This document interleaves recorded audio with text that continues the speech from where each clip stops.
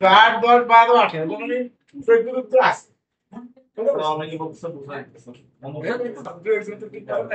আচ্ছা এখানে কিন্তু আমরা টি দেনি, এটা তো বিন্দু দেখছি কোন গতিশীল কোন এত বিন্দুতে বিন্দুর জায়গা তো আর টি হয় না, হয় এই কারণে কিন্তু টি দেয়নি।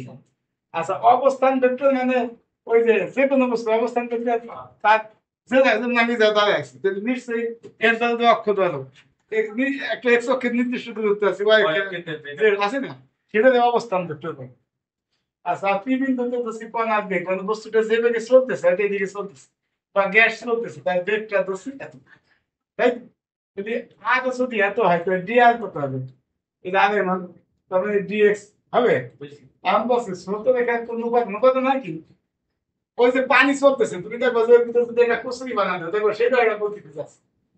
তার তো ওই পানি না থাকবে ওই কিন্তু ছোট্ট একটা ময়লা দেখো সেটা একটা পানির নির্দিষ্ট গতিতে চলতেছে,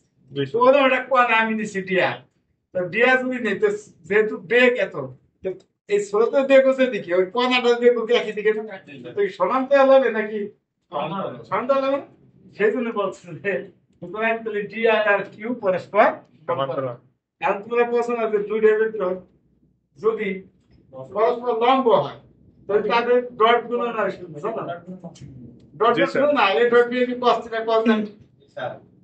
দুইটা ভেক্টর সমান্তরাল লম্ব হয় তাদের ডট গুণন শূন্য আর সমান্তরাল হলে তাদের ক্রস গুণন শূন্য।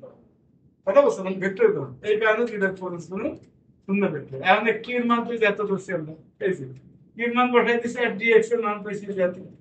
এই যে ডিএক্স এর মান এত বসাই দিছি। এখন তুই আই দেখে যে ইউ বি এর আগে আছে না ইউ ভিডিও আছে আর এটা আছে পরে পরে এরপর তো বাকিটা বসছো বাংলাদেশ এবার এখানে জিরোটা রে এরকম দেখছি যাতে এই যে আই এর সহগ এত আই এর সহগ জিরো তুমি এত সমান জিরো জে সহগ সমান জে সহগ কে এর সহগ সমান কে বোঝার দিকে আমি এটা দিচ্ছি সেটা এটা নাই এরকম দিয়া নাই বুঝছো এই বিষয়টা এখন বাকিটা তো মনে হয় বুঝছো বুঝতে